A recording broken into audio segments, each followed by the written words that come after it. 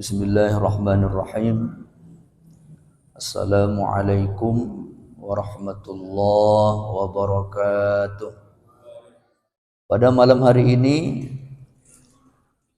kita akan mengambil nasihat dari seorang ulama yang bernama Muhammad Ibnu Dawri, sebagaimana yang dikutip oleh Al-Imam An-Nawawi Al-Bantani di dalam kitab beliau yang cukup terkenal, yang banyak menjadi rujukan para ulama, yakni kitab Nasaihul Ibad.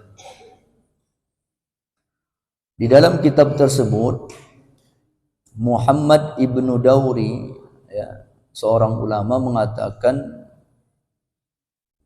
saqiya iblisu bi khamsati asya, yang menyebabkan iblis laknatullah alaih menjadi makhluk Allah yang celaka, disebabkan di dalam dirinya itu ada 5 sifat keburukan. Jadi yang menyebabkan iblis itu celaka itu karena di dalam dirinya ada 5 sifat buruk. Dan yang harus kita perhatikan, setiap kita punya potensi memiliki sifat yang sama dengan iblis ini. Dan ketika kita memiliki sifat yang sama dengan iblis ini, niscaya jadilah kita hamba Allah yang celaka dalam hidup ini. Kemudian dikatakan oleh beliau, wa sa'ida adama bi khamsati asya. Begitu juga Nabiullah Adam alaihissalam, dia selamat, dia beruntung dalam hidupnya karena di dalam dirinya ada 5 sifat kebaikan. Ya, jadi ada 5 sifat kebaikan dalam diri Nabiullah Adam alaihissalam, sehingga mengakibatkan Nabiullah Adam alaihissalam menjadi orang yang selamat, menjadi orang yang bahagia. Dan oleh karena itu, kelima sifat yang dimiliki oleh Nabiullah Adam inilah yang harus kita renungkan, kemudian kita aplikasikan dalam kehidupan agar kita menjadi orang yang selamat dalam hidup ini. Apa itu?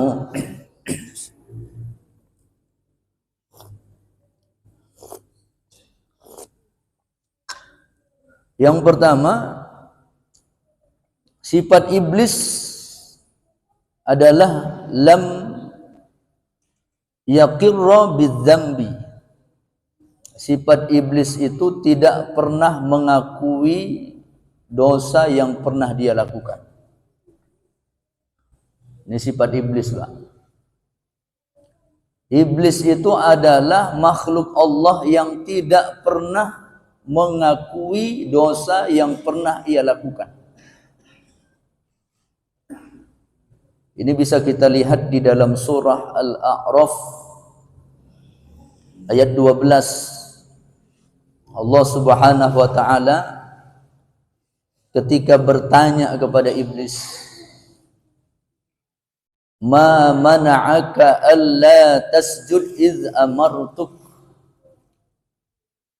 Wahai iblis, apa yang menghalangimu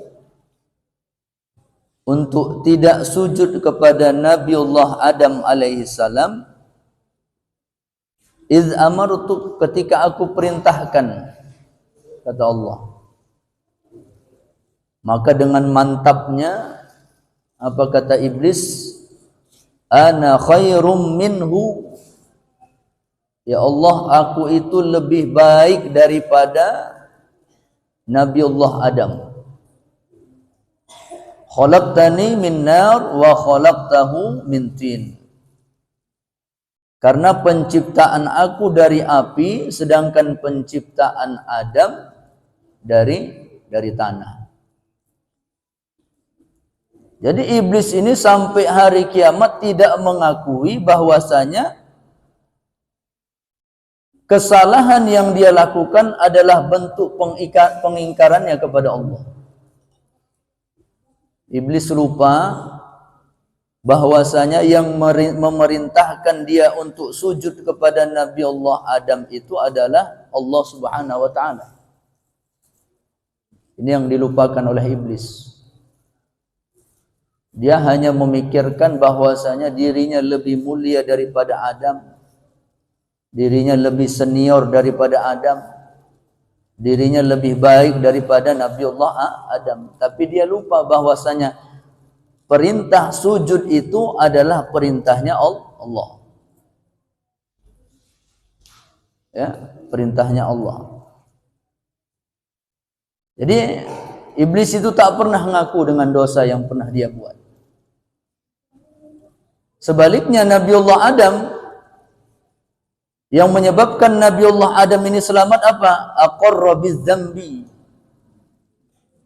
Dia akui dosanya. Ya, dia mengakui salahnya. Jadi kesalahan yang dia lakukan diakuinya di hadapan Allah.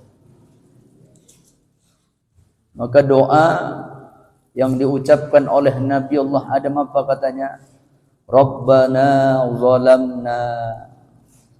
Ya Allah, aku zalim terhadap kami zalim terhadap diri kami. Inilah yang diucapkan Nabiullah Adam. Dia mengakui bahwasanya dia melakukan kesalahan. Jadi ketika kita melakukan dosa, melakukan maksiat, pada hakikatnya kita menzolimi diri kita. Makanya kata Nabiullah Adam itu, zalamna anfusana, ya Allah, aku telah menzolimi diriku sendiri. Terkadang kita ketika dizolimi orang marah betul kita, Pak. Tapi terkadang kita lupa ketika kita melakukan dosa, kita sedang melakukan kezaliman terhadap diri kita. Artinya apa? Pelajaran yang kita ambil, yang pertama ini, kalau kita ingin selamat dalam hidup ini, ngaku kita salah, Pak. Ngaku kita banyak dosa. Ini yang paling penting. Terkadang yang membuat kita celaka ini adalah hanya sibuk melihat salahnya orang, salah diri sendiri kita lupa, Pak. Sibuk kita mencari-cari kesalahan orang, tapi kita lupa terhadap salah diri kita sendiri. Padahal salahnya orang itu kita tidak dimintai pertanggungjawaban. Salah tetangga kita tidak dimintai pertanggungjawaban. Tapi yang dimintai pertanggungjawaban adalah salah diri kita sendiri. Maka kalau kita mau selamat, renung-renungkanlah salah awak, dosa awak. Ya, ingat-ingat, hitung-hitung, ya, setiap salah yang kita lakukan. Kalau kita mau selamat. Maka ini yang pertama. Yang kedua, yang menyebabkan iblis ini menjadi celaka adalah walam yandam. Jadi setelah iblis melakukan dosa, tidak mau sujud kepada Nabiullah Adam alaihissalam, selain tidak mengakui salahnya, apa yang dilakukan iblis itu? Walam yandam, tidak nyesal, tidak pernah menyesali salah yang dia lakukan, tidak pernah menyesali dosa yang dia lakukan. Bahkan di dalam kitab Tanbihul Ghafilin, ini juga kitab yang sering menjadi rujukan, yang ditulis oleh seorang imam yang bernama Abu Lais As-Samarqandi. Di dalam kitab tersebut diceritakan bahwasanya satu ketika iblis ini pernah ngadu, ya, curhatlah ya kepada Nabiullah Musa. Iblis datang kepada Nabiullah Musa ngadu. Kemudian iblis minta tanyakan kepada Nabiullah Musa untuk bertanya kepada Allah. Wahai Nabiullah Musa, tolong tanyakan kepada Allah. Kira-kira kalau aku bertaubat, diterima enggak taubatku? Inilah pengaduan daripada iblis kepada Nabiullah Musa. Maka tentunya dengar berita ini Nabiullah Musa senanglah Pak ya. Ternyata iblis nyesal juga. Akhirnya ngadulah Nabiullah Musa kepada Allah. Ngadu kepada Allah, kemudian disampaikanlah oleh Nabiullah Musa tentang apa yang dimintakan iblis tersebut. Nabiullah Musa tanyakan kepada Allah, ya Allah, kira-kira kalaulah iblis ini bertaubat dengan dosa yang dia lakukan, dengan kesalahan yang dia lakukan, apakah masih diterima taubat iblis ini? Allah Maha Pengampun, Allah Maha Penyayang. Maka Allah katakan, wahai Musa,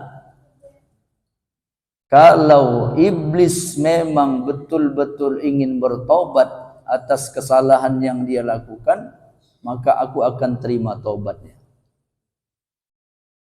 Tapi dengan satu syarat.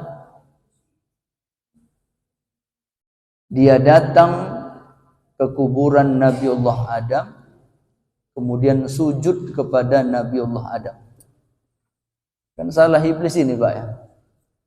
Hanya tak mau sujud kepada Nabiullah Adam. Jadi itu aja ya Allah, itu ajalah. Jadi kalau iblis mau tobat, ku terima tobatnya, tapi satu syaratnya. Sujud dia, cari kuburan Nabiullah Adam, sujud dia. Senang Nabiullah Musa. Singkat cerita, jumpalah Nabiullah Musa ini dengan iblis. Maka disampaikan oleh Nabiullah Musa bahwasanya, wahai iblis, kalau kau memang benar-benar ingin bertaubat kepada Allah Subhanahu wa taala, maka sesungguhnya Allah akan terima taubatmu. Tapi dengan satu syarat, kata Allah, hendaklah kau cari di mana kuburan Nabiullah Adam, sujud kepada kuburnya Nabiullah Adam. Maka apa kata iblis? Wahai Nabiullah Musa, ketika hidup aja Nabiullah Adam tak mau aku sujud sama dia. Apalagi dia sudah meninggal dunia. Apalagi kalau dia sudah mati. Hidup aja aku nggak mau sujud katanya. Apalagi kalau udah mati. Artinya apa? Sampai hari kiamat iblis ini tidak pernah nyesal Pak, atas dosa yang dia lakukan. Bahkan apa katanya? Qala fa bima aghwaytani, ya Allah, karena engkau telah menggolongkan aku yang orang yang sesat. Jadi iblis tak ngaku dia salah Pak. Tapi apa katanya? Ya Allah, karena engkau telah menggolongkan aku orang yang sesat. Seakan-akan bahasa iblis ini dia dizolimi. Dia dizolimi. La aqudanna lahum siratal mustaqim, maka aku akan halang-halangi manusia dari jalanmu yang lurus. Sikit pun tak nyesal iblis ini Pak. Sedangkan Nabiullah Adam apa? Wa nadama alai. Nabiullah Adam apa? Menyesal, ya, menyesal kepada Allah. Bahkan penyesalan Nabiullah Adam ini tak hanya sebentar, Pak. Nabiullah Adam terus berdoa kepada Allah, beristighfar, mohon ampun kepada Allah dengan doa yang cukup terkenal tersebut. Rabbana zalamna anfusana wa illam taghfir lana wa tarhamna lanakunanna minal khasirin. Ya Allah, kami zalim terhadap diri kami. Dan apabila Engkau tidak mengampuni kami, niscaya jadilah kami orang-orang yang merugi. Ini terus diucapkan Nabiullah Adam alaihissalam. Bukan sebentar. Bukan sebentar. Ada riwayat mengatakan 300 tahun, Pak. 300 tahun Nabiullah Adam mengucapkan ini, ya Allah ampunkan dosaku, ya Allah ampunkan dosaku. 300 tahun. Saking menyesalnya Nabiullah Adam. Satu dosa, Pak. Jadi Nabiullah Adam tuh satu kesalahannya 300 tahun minta ampun kepada Allah. Ini, Pak, ya. Satu dosanya 300 tahun minta ampun kepada Allah baru diampuni.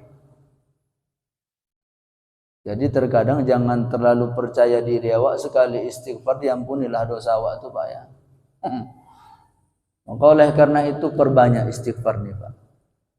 Perbanyak kita istighfar, ya. Tentunya bentuk-bentuk istighfar nih banyak. Di antaranya inilah doa Nabiullah Adam ini juga bahagian daripada bentuk istighfar, ya. Apalagi ini dicantumkan, diabadikan dalam Al-Quran. Doa ini. Salah satu amalan kita ini, bacalah doa ini sebanyak-banyaknya. Ya. Sebagai bentuk istighfar kita, mohon ampun kita banyak salah dosa yang kita lakukan. Maka sebahagian saya pernah dengar orang berdoa, dia tidak menggunakan kalimat Rabbana zalamna. Tapi apa? Menggunakan kalimat Rabbana zalamna. Jadi kan sebenarnya kalimatnya Rabbana zalamna. Tapi dirubahnya menjadi Rabbana zalamna. Pas saya tanya, kenapa pakai zalamna, Pak? Alasan beliau, kalau Nabiullah Adam menggunakan kalimat zalamna karena satu kali buat salah. Kalau kita bolak-balik buat salah. Artinya kalau mau kita terjemahkan tuh, kalau dia pakai tasdid itu, ya Allah, terlalu sering aku menzolimi diriku. Atau bolak-balik aku menzolimi diriku. Itu dia. Tapi saya tanyakan sama guru, boleh enggak itu kita buat zalamna? Kata Ustaz Hasan Basri, tak usah dibuat seperti itu. Kenapa? Kita ikuti aja bunyi ayat tadi itu. Ya, itu dia. Jadi iblis enggak pernah nyesal, Pak.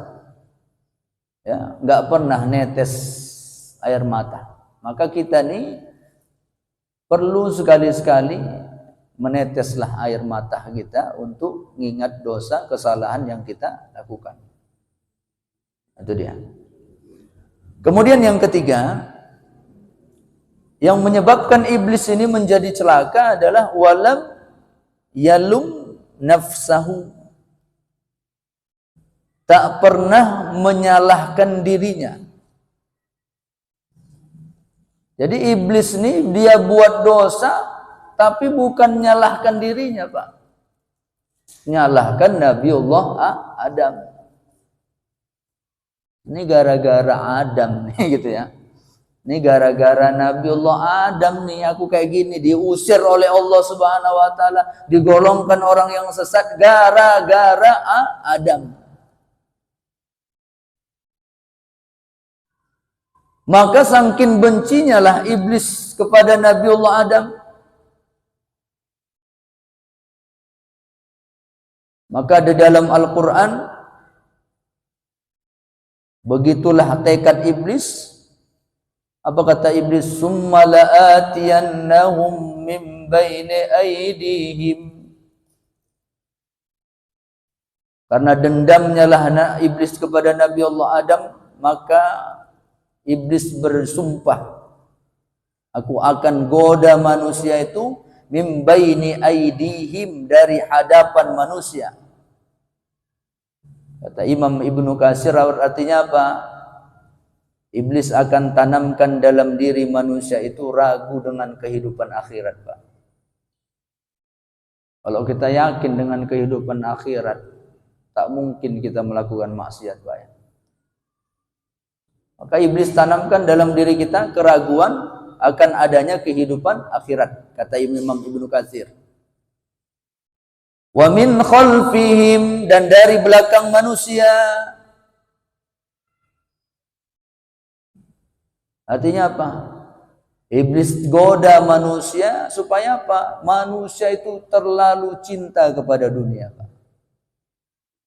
Sehingga seakan-akan dia cari dunia itu seolah-olah dia bakal hidup selamanya.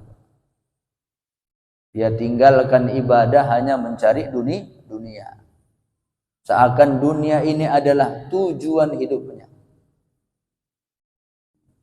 Wa an aymanihim, dan dari kanan manusia. Artinya apa? Iblis goda kita, kata Imam Ibnu Katsir, malu kita melakukan ibadah. Sedekah malu, baca Quran malu, Pak ya. Zikir malu, nanti dibilang orang alim kali awak. Itu, Pak ya. Baca Quran di rumah, nanti dibilang alim, Pak. Tapi kalau orang buat dosa, nggak ada malu-malunya tuh lagi, Pak. Tapi kalau beramal nih, dan sekarang udah mulai, Pak ya. Kita itu kalau udah beramal sekarang nih, rasanya sungkan kita, Pak ya. Malu kita. Nah, jangan-jangan ini kerja iblis lah nih, Pak. Kalau beramal malu kita. Sementara orang buat maksiat, buat status, Pak ya. Dimasukkan ke grup, dimasukkan kemana ya, ke media. Tapi kalau beramal kita terkadang malu kita. Jalan ke masjid malu ya. Itulah dia. Itu memang cara iblis, goda manusia malu dengan ibadah. Kemudian apa? Wa an syama'ilihim, dan dari kiri manusia. Artinya kata Imam Ibnu Katsir, maknanya iblis tanamkan dalam diri kita bangga dengan dosa. Ya, gak malu buat dosa. Bahkan terkadang kita menceritakan dosa yang kita lakukan. Dosa yang kita lakukan. Jadi itu, iblis itu apa? Tidak mau menyalahkan dirinya. Sedangkan Nabiullah Adam, wala manafsahu, Nabiullah Adam salahkan dirinya. Padahal yang menggoda Nabiullah Adam itu kan iblis, Pak ya. Kan kalau kita yang manusia ini kan kita bilang, ya Allah, sebenarnya aku nggak maunya makan buah khuldi itu, cuma karena iblisnya goda aku, kan gitu Pak. Iblis yang goda, ya Allah, aku tak maunya sebenarnya. Tapi apa kata Nabiullah Adam dalam doanya? Zolamna anfusana, aku zolimi diriku. Artinya apa? Kalau mau selamat kita dalam hidup ini, bukan nyalahkan orang, Pak. Ya, bukan malah menyalahkan orang, tapi menyalahkan diri sendiri. Kadang kita gitu, kalau udah buat salah, sebenarnya aku nggak mau gitu karena diajaknya aku. Ya. Karena ininya. Maka orang yang seperti ini samalah sifatnya seperti iblis. Iblis nggak mau nyalahkan dirinya. Tapi apa? Ketika dia melakukan dosa, malah apa? Menyalahkan orang lain. Malah menyalahkan Nabiullah Adam alaihi alaihissalam. Maka kalau kita mau selamat dalam hidup ini, apapun kesalahan yang kita buat, jangan pernah nyalahkan orang. Tapi salahkanlah diri kita sendiri. Bahkan apa? Jangan nyalahkan setan, Pak. Jangan nyalahkan iblis. Ini karena ada godaan setan nih. Ya. Ini karena setan yang goda nih. Ya. Setan juga lah yang punya kerja nih. Kan gitu, Pak. Sama lah macam iblis tadi itu, Pak. Iblis pun kalau bisa jangan kita salahkan. Kenapa? Yang goda kita ini kan dua, Pak ya. Satu, iblis yang kita bilang setan tuh. Yang kedua apa? Nafsu kita. Jangan-jangan ketika kita melakukan dosa maksiat tuh belum lagi digoda setan, Pak. Belum lagi digoda setan, masih nafsu kita yang goda kita, udah kalah kita, Pak. Datang kita bilang setan juga lah yang punya kerjanya. Maka saya pernah ada baca itu, nanti di akhirat tuh iblis nuntut, Pak. Ya Allah, aku nuntut ya Allah, ketika di dunia si Anu selalu nyalahkan aku, si Anu selalu nyalahkan aku. Padahal belumnya ku goda dia ya Allah. Belumnya ku goda, masih nafsunya, masih dirinya, keinginan dirinya. Belum ku godanya itu. Nah, maka jangan salahkan orang lain, ya. Jangan pernah nyalahkan orang lain. Kita contoh Nabiullah Adam. Nabiullah Adam salahkan dirinya, ya. Ketika dia melakukan dosa. Kemudian yang keempat, yang menyebabkan iblis celaka itu apa? Walam ya'zim 'ala taubah. Tidak ada keinginan untuk bertaubat. Ya, tidak ada keinginan untuk bertaubat kepada Allah. Ya. Cemana mau bertaubat, ngaku salah pun tidak, Pak ya. Ngaku salah, tidak nyesal, tidak, cemana mau bertaubat. Maka oleh karena itu sifat Nabiullah Adam inilah yang kita contoh. Pertama apa? Ngaku kita dulu salah. Ya, ngaku dulu kita salah, ngaku dulu kita banyak dosa. Kenang-kenang, hitung-hitung, ingat-ingat dosa yang pernah kita lakukan. Kemudian apa? An-nadamu, nyesal kita. Sesal. Kenapa? Syarat tobat itu nyesal dulu. Bagaimana kita mau bertobat kalau kita tidak nyesal? Maka tanda orang yang menyesal itu apa? Ketika disebutkan dosa-dosanya, teringat lagi dia. Inilah tanda orang menyesal.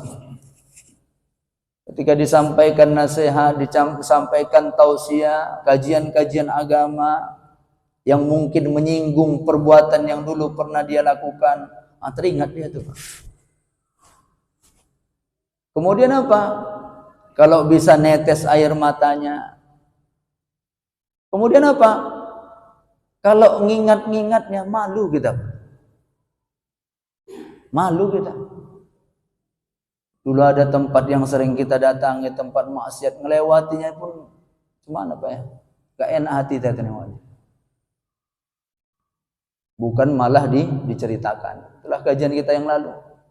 Orang yang menceritakan dosa yang pernah dia lakukan, maka ini adalah merupakan salah satu dosa yang sulit diampuni Allah.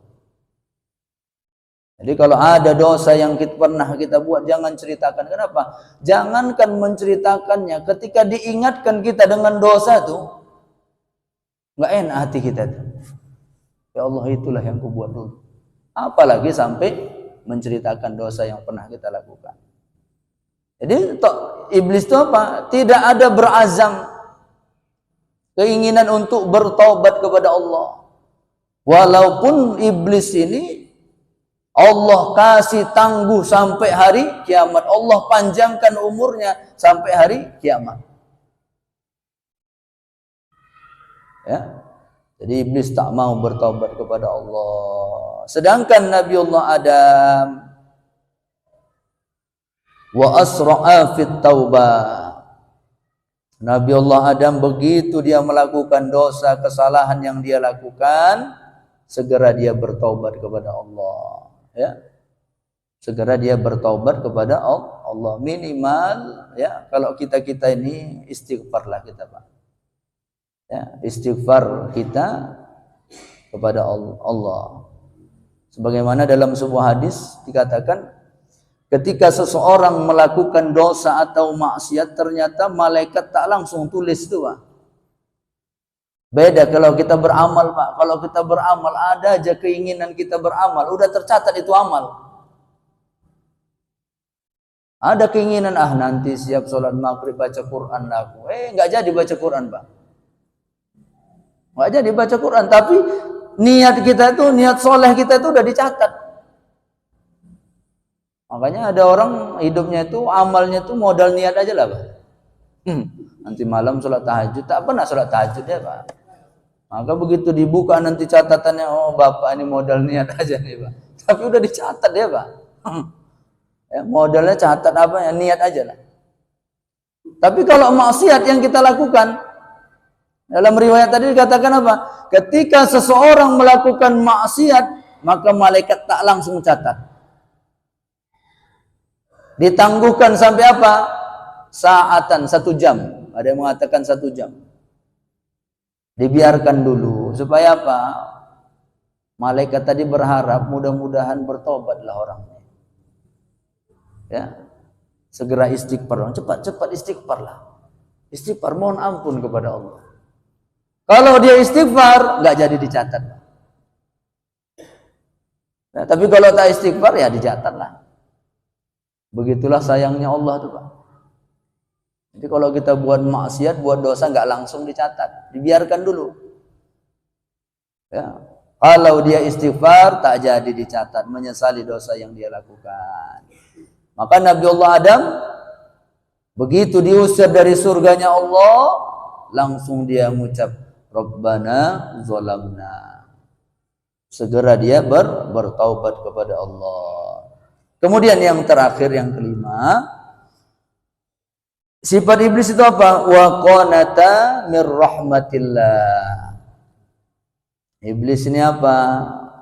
Putus asa dari rahmatnya Allah. Sedangkan Nabi Allah Adam walam yaqnut min rahmatillah. Nabi Allah Adam tidak putus asa dengan rahmatnya Allah. Kalau kita bayangkan 300 tahun istighfar, siapalah yang sabar, Pak ya? Siapalah yang sabar? Tapi begitulah yakinnya Nabi Allah Adam, pasti tobatnya diterima oleh Allah. Dan dia tidak berhenti untuk mengucapkan kalimat istighfar tadi. Itu terus disebutkan, diucapkan oleh Nabi Allah Adam alaihissalam. Kenapa? Rahmat Allah begitu luas. Jadi sebesar apapun dosa yang kita lakukan, maka kalau kita benar-benar ingin bertobat kepada Allah, benar-benar mohon ampun kepada Allah, maka sebesar apapun dosa yang kita lakukan, pasti dapat ampunan Allah. Jangan pernah kita berputus asa. Dalam surah Az-Zumar ayat 53, Allah Subhanahu wa taala berfirman, A'udzu billahi minasyaitonir rajim. Qul ya ibadiyalladzina asrafu ala anfusihim. Katakan wahai Muhammad, wahai hamba-hamba Allah yang melakukan dosa yang begitu hebat, yang begitu besar, melakukan kezaliman terhadap dirinya sendiri. La taqnatu min rahmatillah. Jangan kamu putus asa dari rahmat Allah.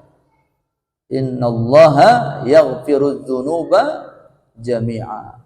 Sesungguhnya Allah akan ampunkan dosa semuanya, sebesar apapun dosa yang kita lakukan. Inilah kajian kita pada malam hari ini. Mudah-mudahan apa yang dicontohkan Nabi Allah Adam alaihissalam mampu kita amalkan, sehingga setiap dosa yang kita pernah perbuat dapat ampunan dari Allah Subhanahu wa taala.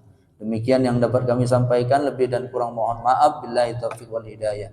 Wassalamualaikum warahmatullahi wabarakatuh.